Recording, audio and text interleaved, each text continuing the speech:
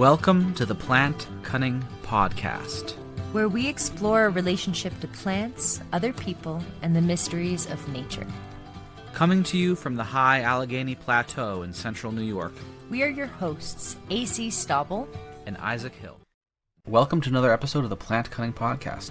Today we have Deatra Cohen and Adam Siegel back on the show, talking about their new book, Woven Roots, which is about the complex and interwoven history of Jewish herbalism in Eastern Europe. Before we get to that, I just want to mention a couple things. First, the Actea Institute, that AC is starting with Gabriel Mojay, is starting its year-long course, its diploma course, online diploma course in October. So if you want to sign up for that, which is a amazing integration of aromatherapy and herbalism into this aromatic medicine, then you can sign up for that at actea.org. Also, I am still doing Vedic astrology readings. I'll probably be doing those for a long time. They're a lot of fun, and people seem to get a lot of value out of them. So if you would like to sign up for one of those, you can email me at info@plantcunning.com or just plantcunning@gmail.com. And then I also want to thank our Patreon supporters. This is basically just tipping us, helping us keep this show going. We're not offering any special things currently because we're doing a lot right now, but we really appreciate all of our Patreon supporters. So thank you. Also, we appreciate comments, shares, subscribes, likes, 5-star reviews, all that kind of stuff. It really helps get this podcast out there. And, we've been doing this for a while now. We're getting up to 200 episodes here soon. So, it feels really good. And we've had so many amazing people on this show. I sometimes feel just like bowed over in gratitude just for all the amazing people that we were able to speak with. So, thank you for listening. Thank you for subscribing. Thank you for donating. And thank you just for being you and listening. Appreciate that too. Okay, I hope you enjoyed the episode. Okay, so today on the Plant Cutting Podcast, we are excited to have Deatra Cohen and Adam Siegel back on the show.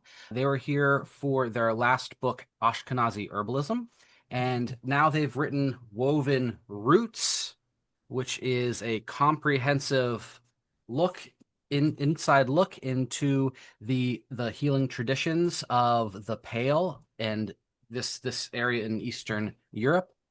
And there's a lot of history in here. There's a lot of plants in here, and we're excited to get into the book. So, Deatra and Adam, how are you? How have you been? Oh, well, thank you, Isaac and AC. Thanks for inviting us back again. We're really excited to talk to you. We're good. We're kind of just, I guess, relaxing after all the just intensity of putting that book together and then just seeing it come out into the world. And we're just kind of like, winding down now. Yeah, and it feels kind of good. I call it unclenching. Yeah. Yeah. Unclenching. Yeah, it's like the exit for a project, then it's just out in the world, and now it's going to do its magic, and you'll see what comes back. Yeah. Exactly. Yeah. That's so awesome. We have to remind ourselves of. Yeah. We have to remind ourselves of that too. Like, okay, it's out. Like, it's out now. It's doing its thing. Yeah. But I think the audiobook came out yesterday. That's true. The audiobook did come out yesterday. So That's awesome. Yeah. Yeah, it's good to have an audiobook. A lot of people like to just listen to their books these days. Mhm. It's handy. I know. Yeah. It took Ashkenazi herbalism. We got the audiobook together for that late last year. So 3.5 years after publication, it finally got an audiobook. And this time we recorded the audiobook for Woven Roots almost to coincide with publication of the print. But So you recorded it with your own voices? yeah, I'm the narrator for both books. Oh, really? Okay, Yeah. cool. That's great. He speaks for me. I speak for Deatra. A lot of I. Yeah. I make my voice high and squeaky. No. No, I'm kidding. You've got a nice voice. I'm a pleasant Yeah. sounding voice. I'm sure. Good audiobook. So the first question I have is, basically why this book after Ashkenazi herbalism came out. Did you just continue your research and just found new information? Were there new plants that you wanted to add? Oh, well, it kind of comes out of a quote that we highlighted in Ashkenazi herbalism about basically the quote is that all the peoples of the Pale took care of each other and healed each other around medicine. And that was like the one place over many centuries that you could see that kind of just interconnectedness amongst the different peoples of that region. And that really struck us because, having grown up in the 70s and 80s, that wasn't the story that we'd been told. And Yeah. so it was just really like, what? Where can we find out more about this? Mhm. And so that's where that path led. And Woven Roots is the outcome. Whereas Ashkenazi herbalism kind of just that was like for me, it really was just like, did this even happen amongst Jews? Because I couldn't find anything. And so that was kind of like an establishing building block. And from there we could build out. Mhm. And Woven Roots almost seems to me, especially in this moment, so much more important than Ashkenazi herbalism because it just tells a story of care among people that you don't hear about. And it just seems like it was really important to tell that story. Yeah. So how was Eastern Europe described to you as a kid growing up, either through your own family experiences or through movies or media? Like, what was the picture in your head Oh, versus what you right. saw in your research with? I don't know if you would go there. It's always bad. Yeah. Yeah. It's like it turns out it's really political and it was like kind of curated for, trying to use a more positive word. So, I mean, I didn't grow up with religion. My family, it comes from one side of them, a long line of atheists, but culturally and I guess ethnically, we're Jewish, right? And we're from Eastern Europe. So I didn't get the full on like story. I always kind of had this peripheral thing, but the full on story is that Eastern Europe was a horrible place, especially for Jews, and you had to leave, and the place to go was to this place, this mythical, not mythical, but historical land, this homeland, and that was Israel. And so that's how everybody grew up with, my generation. And it turns out, so much of that was, like I say, curated to make that place what it is today. And it didn't need to be that way. Mm-hmm. That's stories that were handed down to us. Yeah. Does that, I mean, Yeah, no, we grew up with, Easter. It was horrible. Everybody left. Good riddance. Mm. And that's going back 100 years. I mean, I don't think my grandparents ever said anything. I mean, but both my grandparents, they were born in the U.S., but my great grandparents were all born over, in Poland and Lithuania, and nobody ever had a good. I mean, they'd forgotten the name. My grandfather forgot the name of the town. His father came from. yeah. Right. Like forget it. It's over. It's done. Huh? And then, yeah, you get images like you read history, you encounter it, and everything's bleak, everything's pogroms, everything's, suffering and misery and Yeah. oppression. And And it's, visually, we had this movie, that was Mm. Fiddler on the Roof. Mhm. Yeah. It's just so like drab and just, I don't know, oppressive. So that's where, that's what we were given. That was the story that was handed down. And doing this research, we find that there's so much more nuance and depth and texture and color to and vibrancy, Yeah. and not only, within these communities, but interconnectedness. And so that just seems so like important for people our age and younger to know. And then the other night we were watching a movie called The Klezmer Project. It just came Mhm. out, I think, last year, and it's so interesting. It's fascinating. It's like these people went looking for the roots of klezmer, which is the traditional folk music of Eastern Europe and of the Jews of Eastern Europe.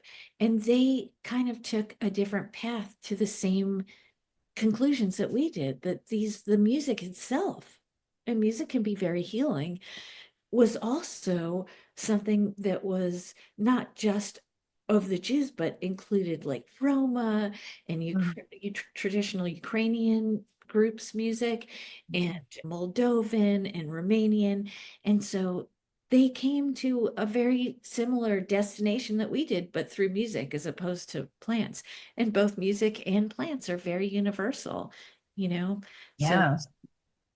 I highly recommend watching that film. Yeah. Yeah. It's true. Music and plants are both a bridge, a cultural bridge. Yeah, they Music, really are. dance, and Yeah. plants and healing. And they're both, I mean, I like to think of plants as like so like non-discriminatory. They don't care Mhm. who we are, you know.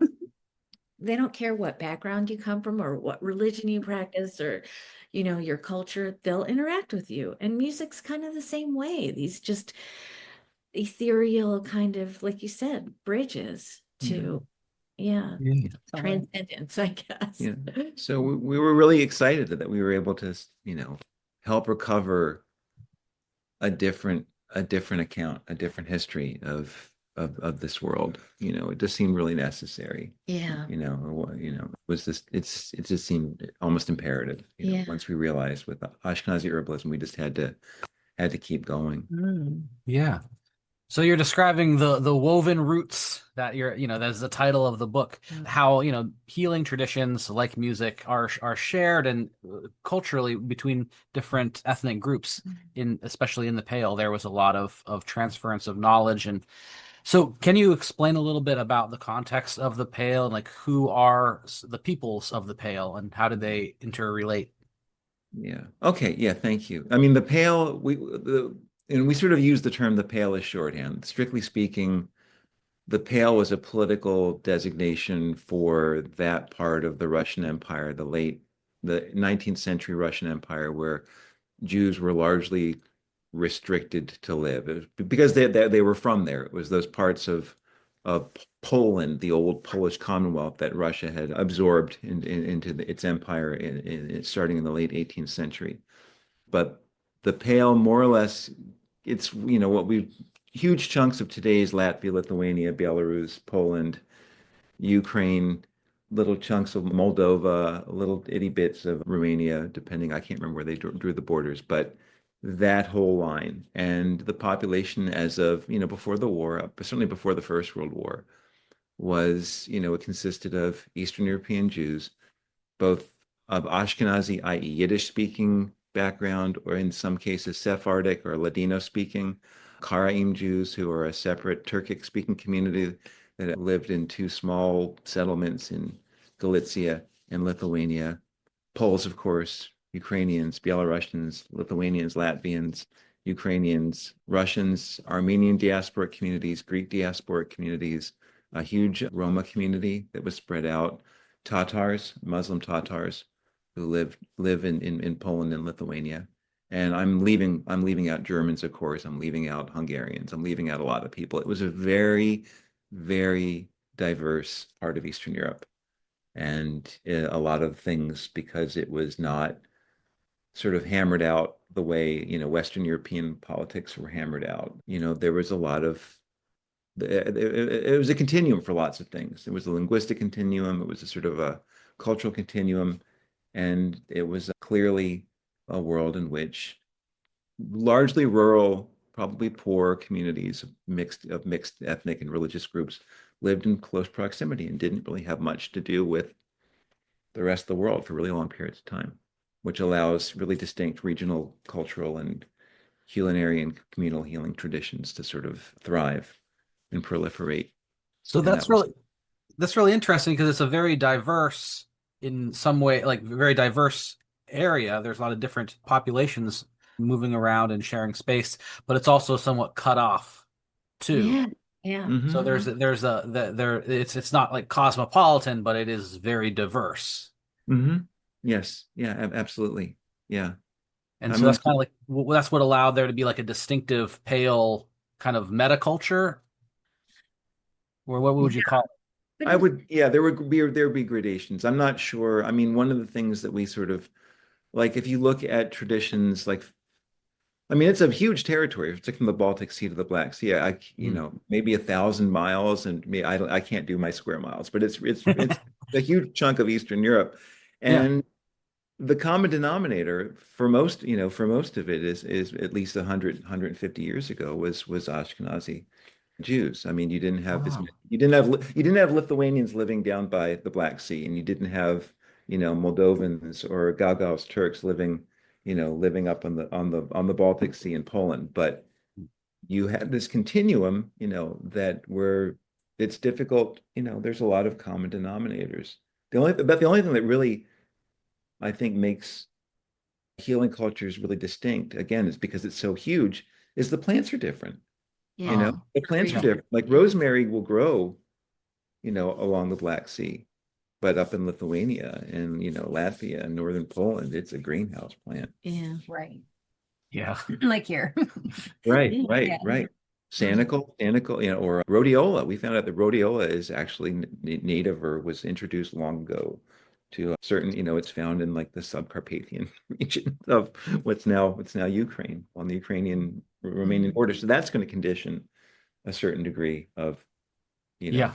or if they're interesting, spiky little interesting Yeah. pockets of plant culture. And of course, it's a crossroads Right. between the Yeah. East and the Mhm. West, and, back and forth. So it's just this really interesting swath of just unexamined traditions, especially in the plant Hmm. realms. Yeah. Mm. Yeah, and that's true. And that's true for every quote distinct ethnic tradition. Like, with Ashkenazi herbalism, and of course with woven roots, we did a lot of sort of comparative review, I guess. You'll find a publication, here's plant healing tradition among Ukrainians, or among Poles or Russians or Lithuanians or Romanians. And they are, they're very rich. I mean, there's a lot of material out there. Very little of it finds its way into, an English language, Anglophone That's true. herbal Yeah. community.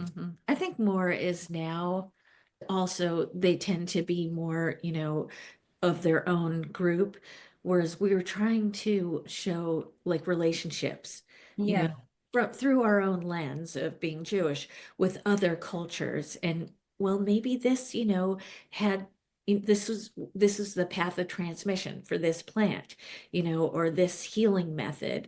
And maybe this one came from way over in the east and somehow traveled into Ukraine, Hmm. or Poland. And it was just really a fascinating, just trying to trace these paths of how did this get here and who knew about it and how did, how is it that these two things are so similar. Yeah. Mm. Yeah, you mentioned in your book, and it seems like the Jews played a big role in the spice trade and in exchanging some of the plants from the East and the West and the North and the South and all of these different places. Yeah. Yeah, Yeah. yeah, there was an entire, oh my gosh, there was like an entire economic history that we Yeah. just barely, so much of this we didn't have room, right? Yeah. Somebody asked me like about like, I referred to something that we had left on the cutting room floor. I mean, I have a text document, just of notes that didn't go into woven roots, and it's like almost a million words. Oh my Wow. gosh. A million words. It's not even counting other notes I've got scattered. It's that one file. But certainly, Well, oh, I was going to say, we did want to touch on these things, even if we didn't go into depth. I think it's important to just plant the seed mhm, of like, this happened, nobody knows about it. Please, somebody else take up this mantle and run with it, yeah. and, write a book on it. There's this group that were known as the Rodenites. Do you want to talk a Yeah, little bit about that? right. I mean, this is a semi-mythical, they show up in these Arab geographers' accounts of trading networks across all of, the known world, you know, 12, 1300 years ago. But they were, they were a group of, apparently a group of Jews who were trading from, I don't even remember where they were based. They had their trading networks. They went from like Western Europe, Marseille, by sea across the Mediterranean, all across North Africa, through the Muslim world, all the way to China. They along the Silk Route. They had like 4 or 5 main routes of transmission. And one of the things that they trafficked in all sorts of things, but they did bring, certainly were instrumental in moving plant material Yeah. from East Asia, Southeast Asia, Yeah. across Eurasia into Western Europe. Yeah. And it's just, I don't know, that's just a little tidbit, Mhm. that we just had to put in there just to just kind of show the like complexity of this world, Hmm. Yeah. Yeah. Yeah, I think another example, I mean, there's a bunch of plants that are not native to that area of the world, so you know that there was a rigorous trade, but you also talk about the roots of weakness or trianque. Trianque, how do you say Yes, it? yes, Trianka. Yeah. Trianca. Oh, yeah. That was, boy. I mean, like, yeah. I mean, I we've talked stumbled about on it. that. Yeah. Deatra stumbled upon I that one. stumbled Cool. in Ashkenazi herbalism. It shows up in this kind of like a rare thing, the autobiography of a Jewish woman in the mid to early mid 19th century, and her name was Pauline Wangeroff. And it was translated into English a few years ago. And so this woman talked about her grandmother-in-law who took care of her when she was just had given birth. And one of the things that her grandmother-in-law, who was a midwife, but not an official midwife, she was like a folk midwife, she gave her this formula that she called the Trianka. And it had like ginger and galangal and cinnamon and just maybe calamus and all these like plants that were Carob. nutmeg, which is what the monograph from Ashkenazi herbalism came out of. So we're like stumped, what is this like formula with all these like exotic plants in this little town somewhere in northern Ukraine. Ukraine? I think it was Konotop or Konotip as it is known now. And so that was just like wild. And she called it the Trianka, and she remembered all the ingredients in her grandmother-in-law's formula. And so at the time we thought, oh, Trianka must have something to do with Three, the number three. the number three. But of Yeah. course, it's not like there's 3 ingredients in it. No, There's 9 or 10, there's 12, there's a lot. Yeah. Every formula has a bunch. but that was revelatory. It was like, oh my God, they're talking about herbalism. Hmm. Jewish people using herbalism in Ukraine Right. in like the 1800s. Yeah. And that was just, to me, that was just like, I was just blown away by that, because it was like really the first real evidence with plants named that I had found. And so that was so exciting for me. And I didn't think more about that until we were doing the research for this book. And I came upon this formula that was almost exactly the same. Oh. It had a different name, and it was used for the same condition, Mhm. postpartum recovery. And so in that book, it was called Zabiakanka, Yeah. which means like toasted or something like that in Polish. And then, do you want to take it from No, no, there? no, no. Keep going. You're on a roll. God, it just sort of explodes out from there.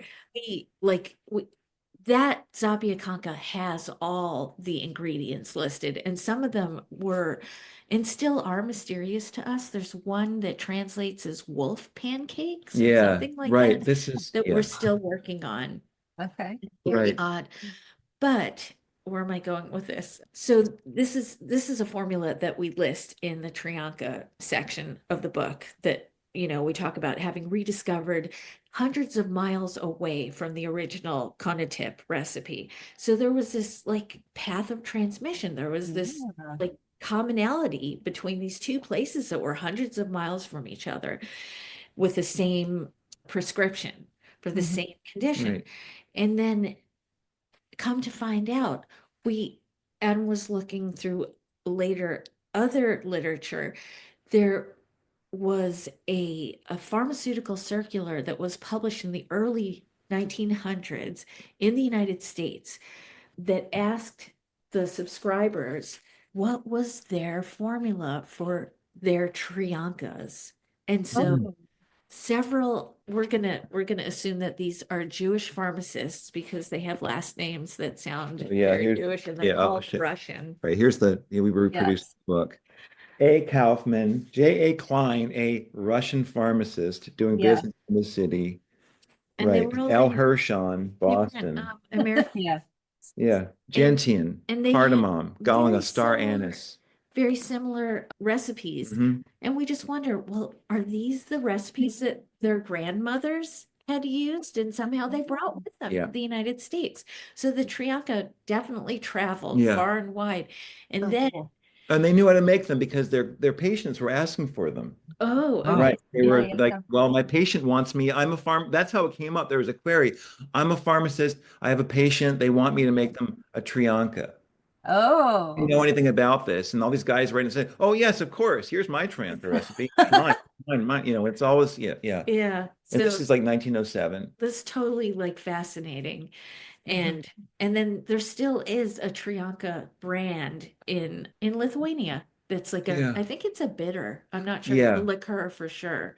We looked Mm. for it when we were in Lithuania, but we didn't come across it. But they also have another one that's called the Tris Devanerios, the three nines, which Yeah. I mean, we could go on all day about. Yeah. It's so cool. The upshot is that basically, the postpartum recovery, it was strongly, one of the most popular remedies was Yes. a complex formulation that was used of often exotic, both old world and new world plants that was usually procured from Jewish spice Merchants. merchants and vendors in these little Yeah. towns in the Pale.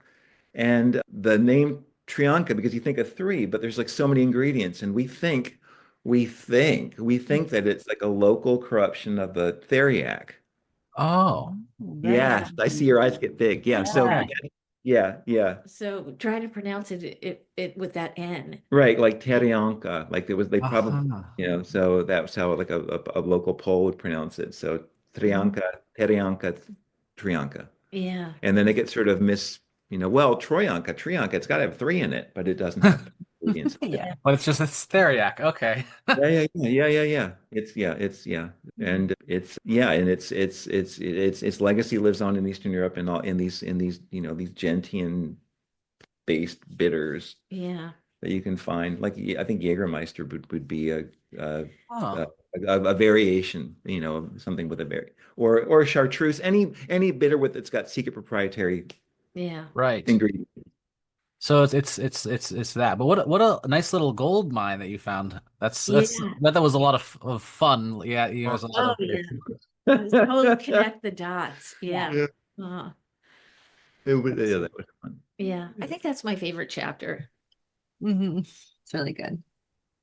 You want to ask more about well, Trianka? that was what I wanted to know. It's like what's the name? What does the name actually mean? But Oh, hey, we yeah. yeah.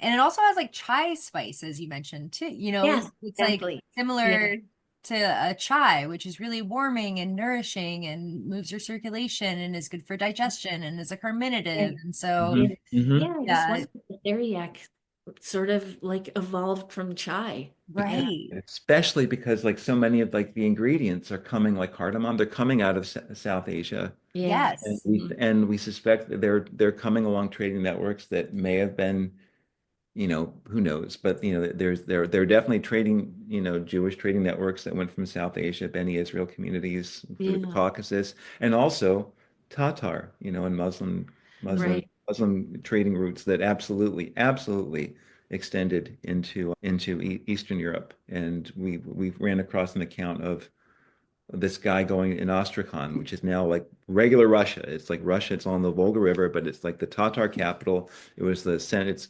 It's called Astrakhan because it was a khanate of the Tatars. And this guy talks about from the 19th century. He talks about going into this pharmacy, and it's like bags and bags of like chickpeas and sesame and all this. There was like those flowers of India that I can't even remember the names of, but it was all this ridiculously exotic stuff was just found in quote the pharmacy, you know, in the middle of Russia, really far north. Yeah. And this is just a random little place that somebody happened to walk into to comment on it. And so it was truly the crossroads for Right.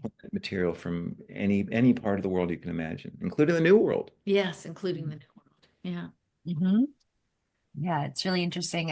I love hearing about the like cross-cultural exchange and these spice routes and stuff too, but you also talk about how there's so much community care and mutual aid that happens in this area. And we mentioned it a little bit, but do you have any other stories or, things that you've written about in the book or examples of this type of community care?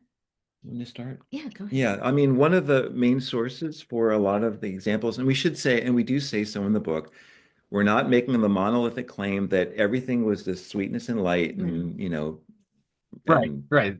strawberries and because it's a big complex part of the world, and we're talking about a history that spans 1,000 years and more. But we found example after example in one of the main sources that we sort of relied on for sort of local history or personal history, which are the Yizkur, the memory books that were mostly assembled after the war by Jewish survivors of the Holocaust.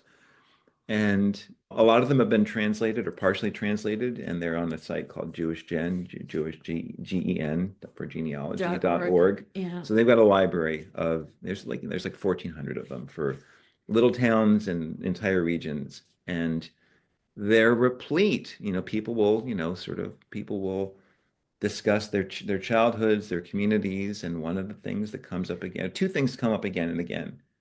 One is the reverence for nature and the beauty. Yeah. People who remember how physically beautiful the landscape around their town was, and then also just how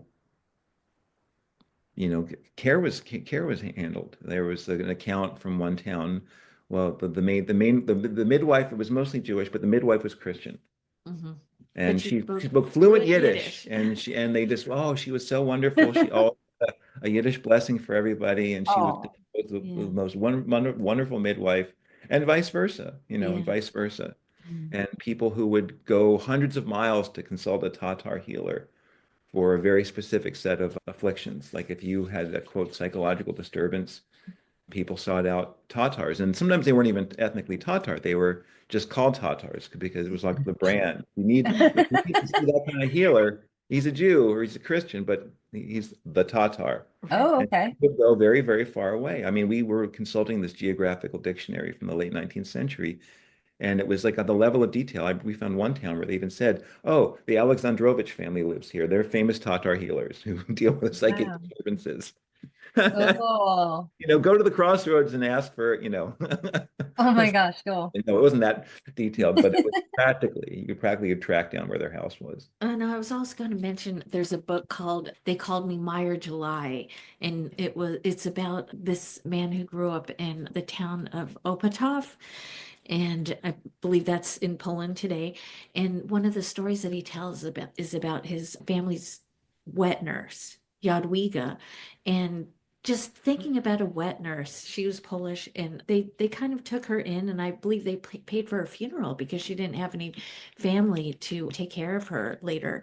And so I just, these stories are just so like heartwarming and just things that you just don't hear about, and they just kind of counterbalance all Mhm. the just terrible stories that you hear, and just Mhm. just seems important to bring those to Mhm. light. Yeah, we Mm. cherry picked, but even the Yizkors, and even that is a very relatively small sampling. That's people who A, survived the war, B, felt like writing about these particular things as opposed to some whatever, some the trading relationships or Yeah. or business or how much they suffered during the war. I mean, there is a lot of that, but there are also these stories that just seem just important to highlight. Mhm. Yeah. Yeah. And so you mentioned about the Tatar healer and like the function of the Tatar healer. But so how in your research, how did you find magic intertwined with herbal medicine for the people of the Pale?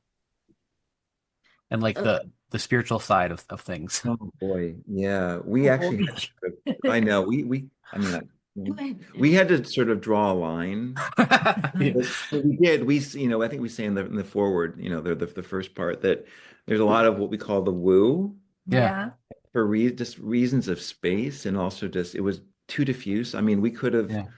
we could have done a separate book just on, you could, oh my God, just on the evil eye alone, Yeah. or Yeah. divination.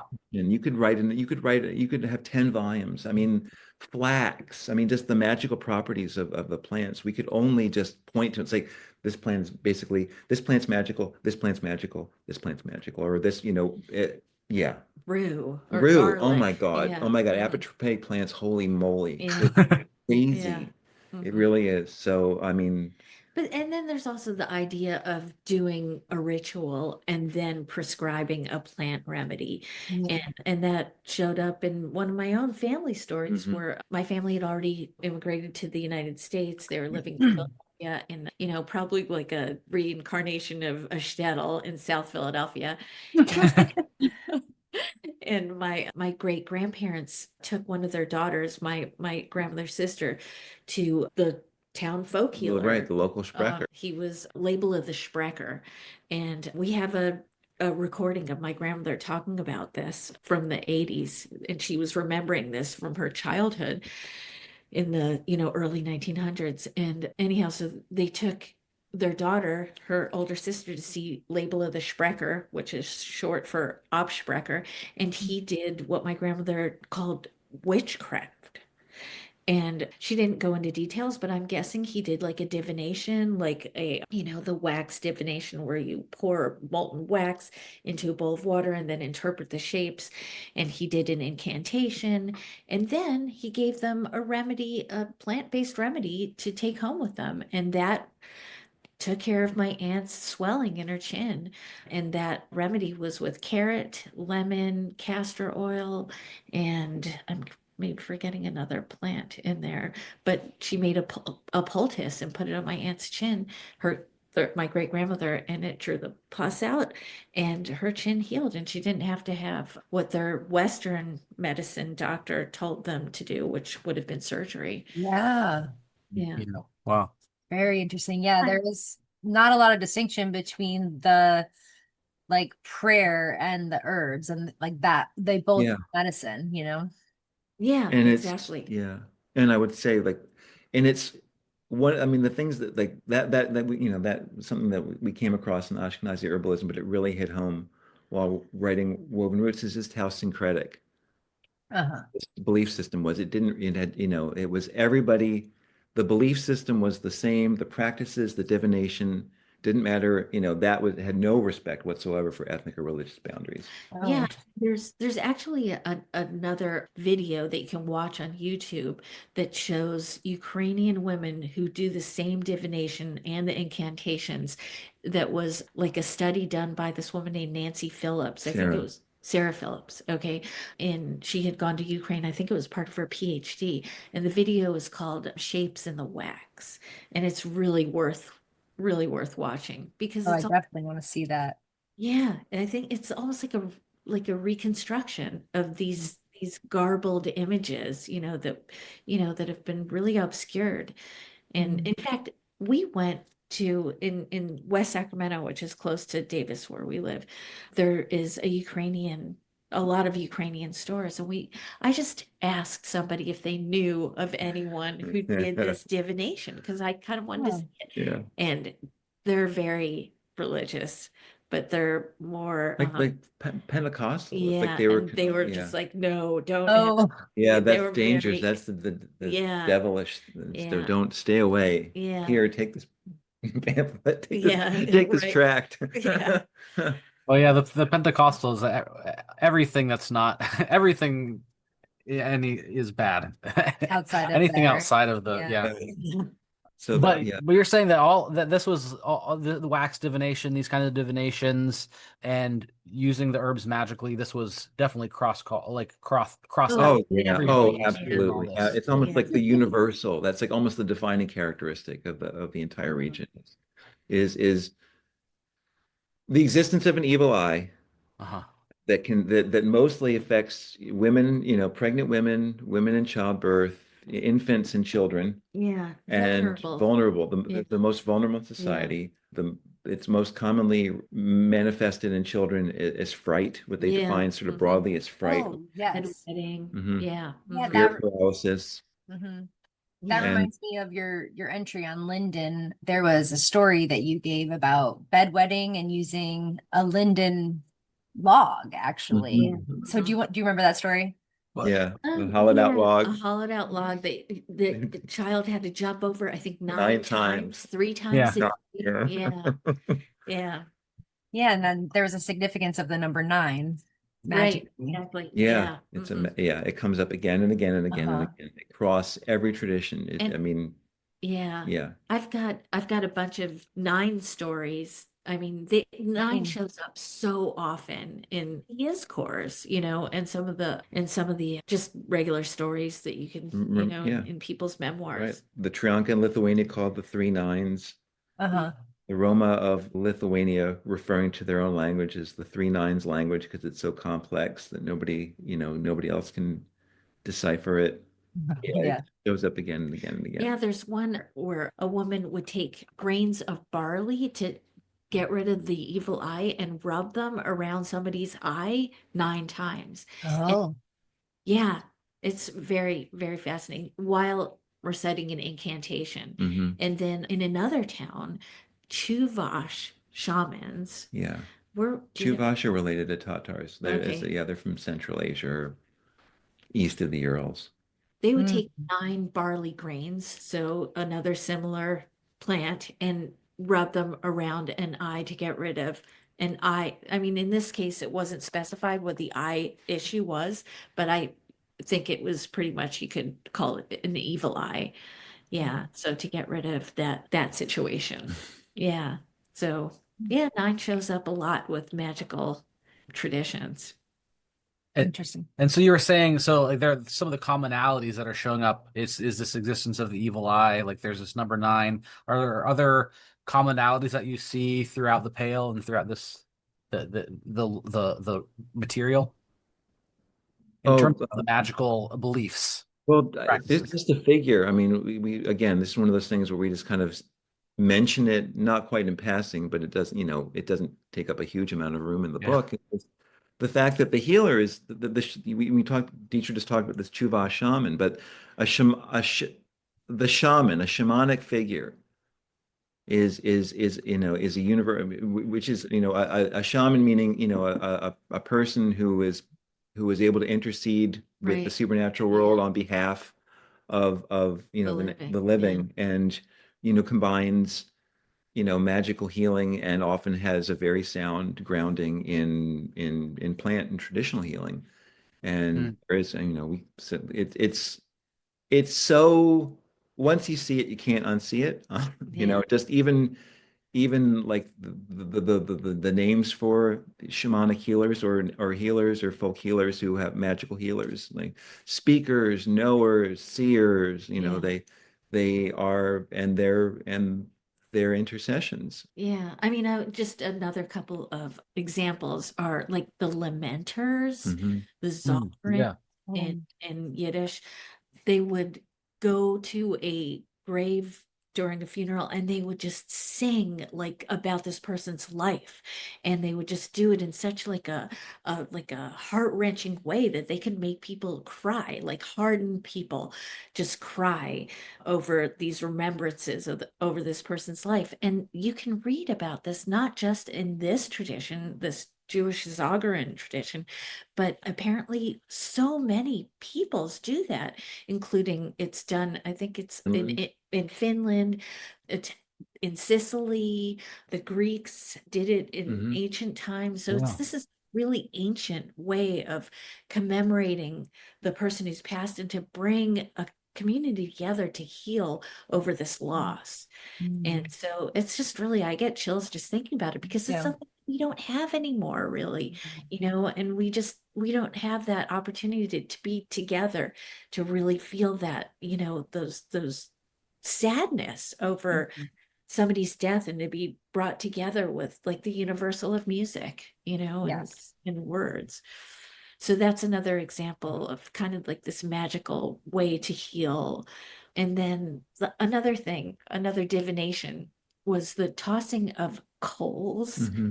into water. And if they floated, it meant one thing. If they sunk, it meant something else. And then I read somewhere else that you could actually kind of manipulate this by using different kinds of wood to get the outcome that you might have wanted. So, I don't know how common that was, but it did Yeah. at least in one incident that I read about. I see. So, yeah. But even that, like like we were looking for something else. We found a reference, because we're going through sort of Yiddish language literature. We found a reference to a plant in some Isaac Bashevis Singer stories, and which we, with the help of a very kind and scholarly and amazing Polish ethnobotanist of our acquaintance, we figured we said, oh, this is what it is. It's vaccinium.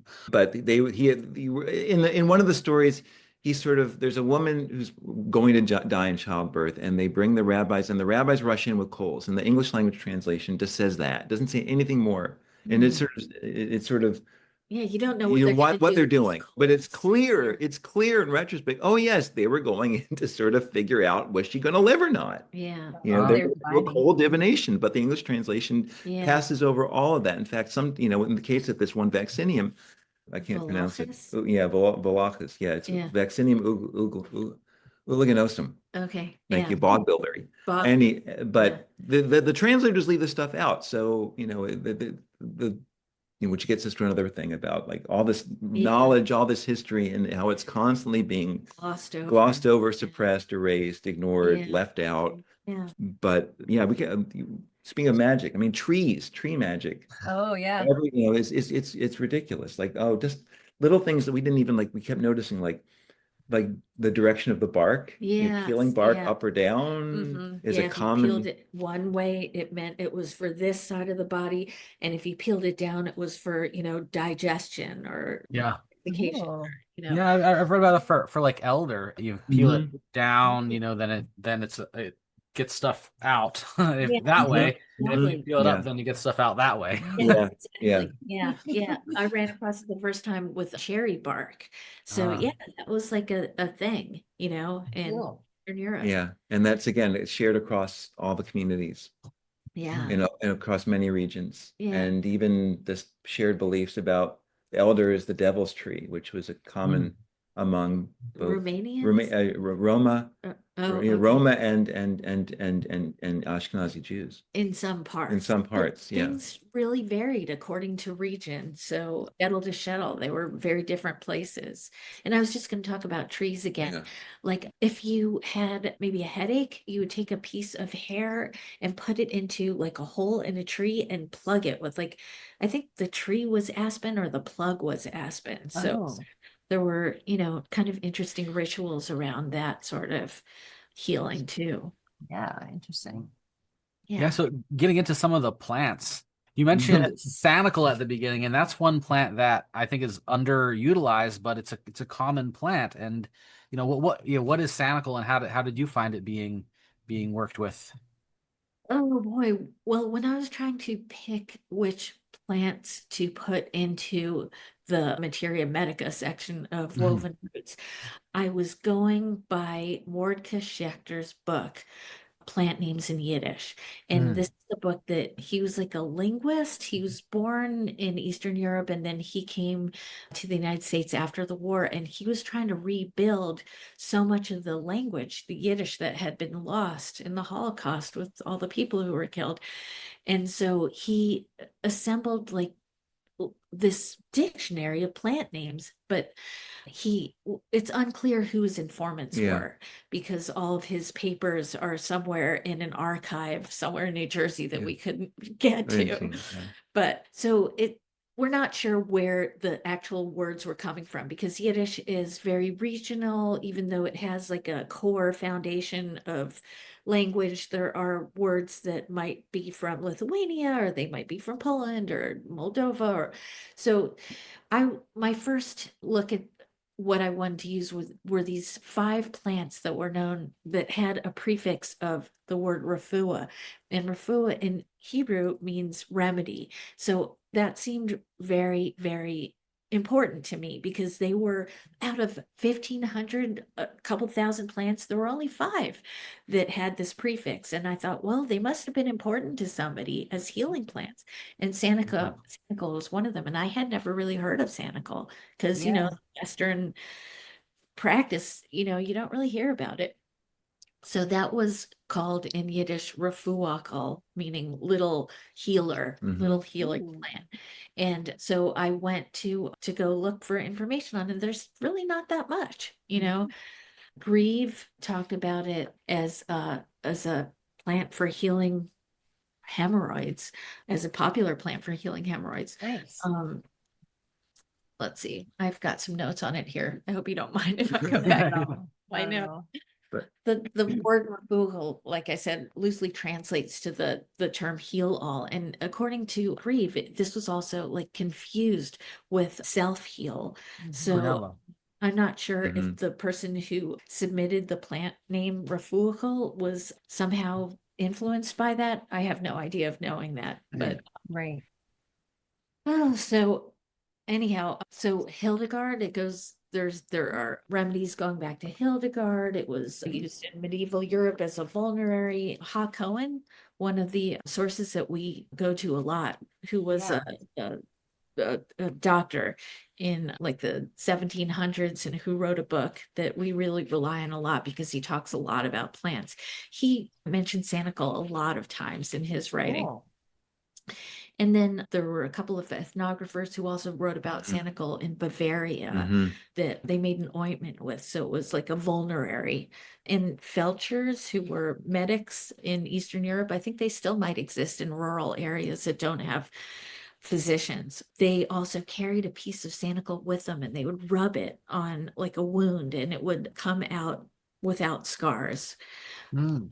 That that's really fascinating to me, especially the one about it being used in hemorrhoid care. Yes. Mhm. In our research, we found that hemorrhoids were known as a Jewish disease and also among the nobles, the nobility. So, like finding out that Sanicle was used to treat hemorrhoids is really interesting. It's a really interesting connection that might have been lost with the healers who all, Yeah. disappeared. Right. I mean, just one of the things that we keep working with, and that was one of the reasons we like that movie that Deatra was talking about, is that you feel so much of the time that you're working with negative space. Yeah. It's the stuff is gone, but it's left an impression, and maybe Yeah. the impression is clear enough or deep enough or sharp enough that you can kind of fill in what was there before. And I mean, we didn't really articulate it, but when you look at, because a lot of what we did for our research involves like reviewing the incredibly extensive ethnobotanical literature of the 19th century. Like everybody and his or her brother was out, or sister was out there tracking down folk medicinal practices, from all over the world, but especially especially Europe, Mhm. all parts of Europe. And, like these Vorka Kronfeld guy, that we were just talking about, like when you go through that late 19th century literature for Sanicle, it's a super important plant in Central Europe, in Germany and Bohemia, Western Poland. It's like everywhere. And for, it's good for veterinary medicine. And then modern Eastern European sort of official folk medicine, not, its applications are recorded mostly in those parts of like Ukraine that once had the highest Jewish population. So our theory is that Sanicle definitely when the Yiddish speaking Jews from Ashkenaz, medieval Germany, went east, they brought Sanicle with them. I don't know if it was that, it's known and applied and used in Eastern Europe, Yeah. but it's again, it's even there, it's sort of a marginal plant. Yeah. I mean, I have in my notes that in modern Ukraine, it's like a hemostatic, it's anti-inflammatory, antibacterial, and also like a pain reliever. Mhm. And so those are like the external uses for it. But it's also as a astringent. It's also useful in gastrointestinal ailments and to stop internal organ bleeding and also for coughs. And So it's very versatile, and Do you know? probably it had its name, Heal All, or Right. yeah. Do you know what part was used? You mentioned the root on the wounds. Is Yeah. it mostly root? The root, but also according to Grieve, the entire plant Okay. could be. Yeah. And in Awesome. fact, we found it growing here. There's a beautiful garden as part of the government house, and I'd never seen it. And of Mm. course, I had, done the illustrations for it, and we were walking in government house, and I'm like, that plant looks really familiar. Oh, cool. A lot of it. So It's beautiful. really, Oh my, I'd never seen yeah, it. It seems kind of rare. I mean, it doesn't grow in the Central Valley. yeah. I think it's maybe a little too delicate for the heat there, but it's gorgeous. It's got I this totally forgot that you did these illustrations. They're so good. They're beautiful. Thank you. Yeah, well done. Oh, thanks. I love drawing the plants because you get like a more of like an intimate, like connection with them, just to see how Yeah. they're Absolutely. Yeah, and Yeah. have their own gestures and their own personalities, totally. For sure. So we have a few other plants that we wanted to ask you about. Yes. And there's one that is about to be fruiting right around us right now called sea buckthorn. Oh, Mhm. yeah. So my friends at the Unadilla Community Farm have a bunch of sea buckthorn planted, and we're gonna do like a oximal making. We're gonna Oh, make a yeah. smell out of Oh. them. So can you tell us about sea buckthorn and how people of the Pale use it? Oh, yeah. Yeah. We encountered it when we were in Lithuania and Poland this past April, and there it's taken as a tea, but you have to use the fresh berries when they're orange, and they put them just in hot water, and they add a little sweetener, maybe, I don't know, sugar or honey, and you can watch them pop. It's the weirdest thing to see. Have you seen it? No, I'm about to try it though. That sounds You gotta awesome. try it in hot water. You see them pop, and like these little clouds come out, almost Oh. like out of an octopus. Yeah, like the inky. Yes, it's totally like that, and it comes Cool. out like in slow motion. It's Wow. really cool. And then when you drink it, oh my God, the flavor Yeah. is just Yeah. so like intense and just a little bit tart. So you have to add that sweetness, Right. and it just feels Mhm. so good when you're Yeah. drinking it. I mean, I had to have it like every day. Yes, for And in sure. fact, we went in search of like, how do you make the stuff? Can you use dried berries? No, you have to use fresh or frozen. So you might want to freeze them for over the Yeah. winter. Ooh, yeah.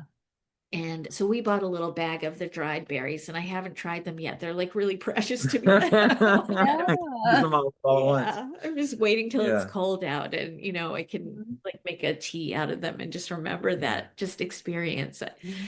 So that's one way. And I think they're also like nowadays they're used a lot in like cosmetics, like lotions. I've bought lotion. I think there's a German brand that makes the lotion. And I'm trying to remember what was the name in Yiddish is Zilberkust, Ooh, which good one. translates to like silver silver bush. bush. Mhm. Silver Mhm. bush. Right. Yeah. Yeah. It's a Is it? silver bush. It's a silver bush. So Oh, okay. Yeah, that Yeah. makes sense. Yeah. The Bottom leaves. of the leaves. Yeah, we both Yeah. did the same thing. They like, Okay. The The bottom bottom of the of the leaves leaf. have Okay. that like silver, like autumn olive. yeah. Okay. And their leaves are silvery in general. Are they thick and leathery or more They're like gel?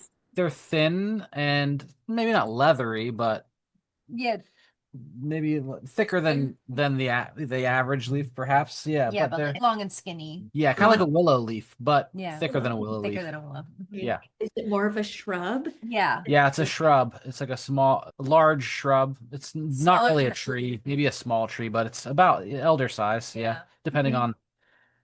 Conditions.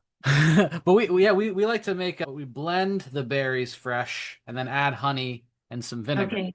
and then Okay. you can, like save it that way. But the juice, oh my gosh, we just add a little bit of juice. It's like pineapple orange juice. Yes, Yeah, yes. yeah. It's very, It's like yeah, salivating. I know. I know.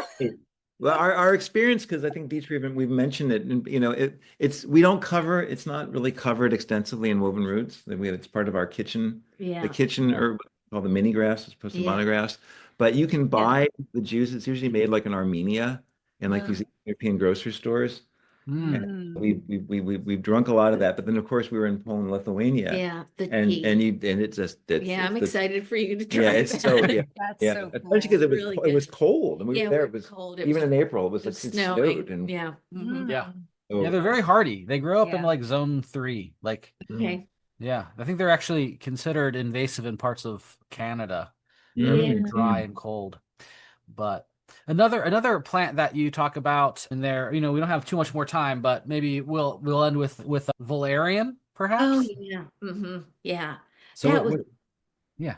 huge. I mean, it shows up so much in the Yiz course. Like felchers carried it, midwives carried it. And I mean, for me, it's interesting to hear that the midwives carried it, especially the midwives who weren't trained like officially in Russian medicine. So it was like part of their repertoire that in the Wangeroff book that I talked about earlier, she would like be sleeping in the middle of the night and someone would come knock on her door, help, help, we have a woman who's giving birth right now. And she just throw her clothes on and grab her bag. And I'm like, it's so exciting. Oh, we have a little glimpse. She's got valerian in her bag, along with who knows what other tools and plants. And so it's been around for a really long time. And it has been something that felchers and midwives and I think just housewives maybe or mothers and grandmothers often use just to calm children and to, help people sleep and just to bring on just more of a grounded feeling. And in Woven Roots, I write about, I have tried valerian in the past years ago as a tincture for helping with insomnia, and it didn't help me at all. It did the opposite. And Yeah. Yeah. time, this is probably 20 something, maybe 30 years ago, I was just like, oh God, maybe it's me. Maybe I'm taking it wrong. And lately, probably in the last, I don't know, maybe 10, 15 years, they found that I think 10% of the population has this adverse or opposite reaction to it. And I guess maybe I'm one of those people. Right. But my brother was having problems sleep.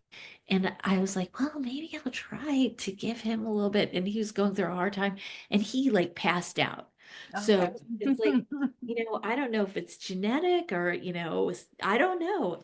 It just, some people just don't react well to it. Yeah. But I grow it in our garden and I love it. It's so beautiful. And it Yeah. smells so good. I know. I wonder if you made like a flower essence out of it just to Oh, imbibe that's in a like great the idea. very Yeah. tiny mhm. bit, if like that would also be adverse for you because that was one thing that Seven Song taught us in herb school was like if you're going to give someone valerian because it is very effective for pain relief Oh, and okay. can be sedative, like start with a couple of drops, wait 10 minutes and see if they get agitated or if they feel Okay. worse, and Yeah. then you can go to a bigger dose and see. So it is interesting how certain plants just don't play nice with some people and are good Yeah. with others.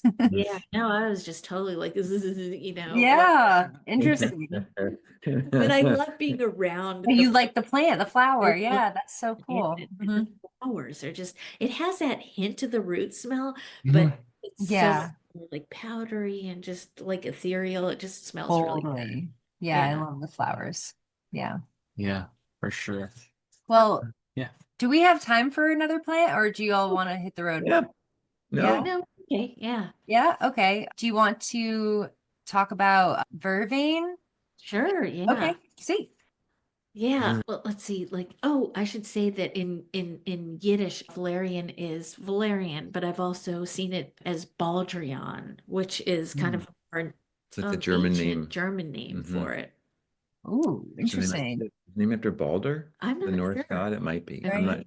Yeah, Yeah, Hmm. sounds interesting. like it. Yeah. Cool. And but Vervain is for verbena Yeah. in Yiddish, and Ha Cohen talks about it quite a lot. But I think I'd rather talk about my own Yeah. experience. Nice. And yeah, I had never really heard of it, but I dug out some of my old plant herbal formulas that I had, and I had a plant essence, a Bach essence of vervain that was really old. It must have been maybe from the same era as the Valerian that I'd taken. And I carried it around with me for years, and I don't know that I ever really even had taken it. So when I went through the herbal program, one of our teachers, his name is Rylan, he was totally more on the woo side. And he talked about Vervain, blue Vervain. And he kind of talked about it in a way that he kind of made it sound that it was sort of like the secretive plant that not a lot of people were into. And that it kind of like was for, if you had a type A person, you might want to try a couple drops with this. So I'm like, ooh, I want to try that. It was very like intriguing to me. So I took a little sample bottle of it home, and I think I took one drop. I literally put one drop in my hand and I just tasted it, and I was so relaxed. I had gotten home from driving. I was still sort of like buzzing from the drive. And I got home and it just sort of like totally like grounded me. Mm, So like I have it with me all the time. I just always carry it with me. nice. I always carry like this little packet of Yes. herbs with me. Yes. Vervain is one of my just like have to have with me. And it's just like that, if I'm ever Uh-huh. like agitated, I just literally take one drop and I just feel so much more like just there, just Yes. present. Mm. So that's my experience with I Yes. Vervain. Yes. Thank you for sharing. I like your little kit of Thank you. tinctures you carry with you. Got to, Yeah. right? Yeah. You What's know, that? you got to, Oh like yeah, totally. Yeah. when you're Uh-huh. traveling. Oh, Oh yeah. always. Oh I have it yeah. in my bag with me. Yeah. Yeah. You never know. No, you Yeah. don't. Yeah, Yeah. totally. It's interesting. It's like that midwife, like, what's in her bag? I Now we know. know Vervain is in there. Yeah. Vervain, Vervain's one of them. Allicant pain. Yeah. Oh, Motherwort. Oh, Yeah. Uh-huh. nice. All the Yeah, bitter faves. Yeah. exactly. Yes. Yeah. Neat. Well, this has been such an interesting conversation, and I'm so happy to get to connect with you both again. And thank you for being on the show. Yeah, Oh, thank you for having us back. It's such a love thrill the to talk to you podcast. guys Yeah. again. I This feel has been, totally honored to be part oh of it. boy. Yeah. Thanks. So, are there anything, I guess I should say, is there anything coming up for you that you would like to share? And if folks want to buy your books, where do you recommend they go?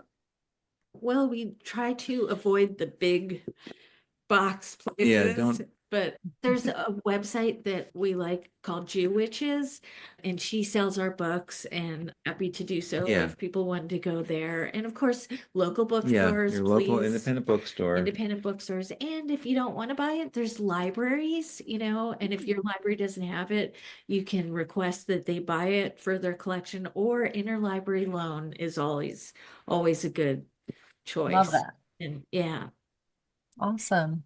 yeah. Yeah, and not And anything coming up. what do we have? We have something coming up in San Francisco Yeah. when we get home. Nice. I don't know, we're laying low this time for some reason. But yeah, we have an Instagram. Right, yeah, Our duh. Instagram. We'll put things on there. We also have our website, ashkenaziherbalism.net. Okay, awesome. So, yeah, and we'll put up And different events up there and podcasts and stuff. Yeah. is your Instagram under the same name?